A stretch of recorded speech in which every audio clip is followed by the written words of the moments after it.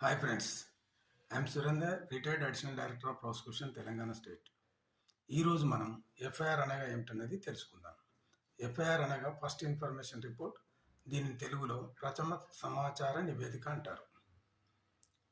ఫిర్యాదుదారుడు అనగా బాధితుడు కానీ, లేదా అతనికి సంబంధించిన రక్త బంధువులు కానీ, లేదా నేరం జరిగినప్పుడు చూసిన సాక్షులు కానీ, లేదా నేరం జరిగినదనే విషయం తెలుసుకున్న వారు కానీ పోలీస్ స్టేషన్కు వెళ్ళి పోలీస్ స్టేషన్లో స్టేషన్ హౌస్ ఆఫీసర్కు కాగ్నిజబుల్ అఫెన్స్ అనగా మేజిస్ట్రేట్ గారి ఉత్తర్వులు లేకుండా చర్య తీసుకుని నేరం జరిగినదని సమాచారాన్ని మౌలికంగా కానీ లేదా వ్రాతపూర్వకంగా ఇచ్చినట్లయితే అట్టి సమాచారం ఆధారంగా సెక్షన్ 154 సిఆర్పిసి లేదా 173 బిఎన్ఎస్ఎస్ ప్రకారము నమోదు చేయబడు నివేదికనే ఎఫ్ఐఆర్ అంటారు.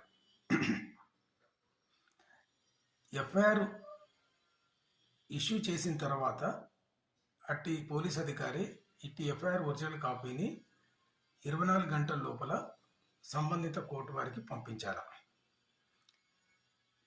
ఇట్టి ఎఫ్ఐఆర్ కాపీని ఫిర్యాదుదారుకు ఫ్రీ ఆఫ్ కాస్ట్లో ఇవ్వాలి.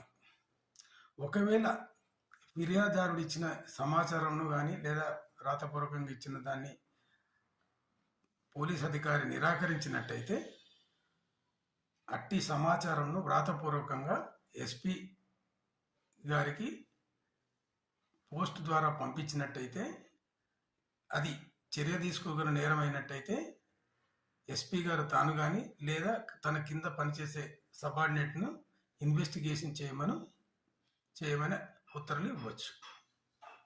Thank you.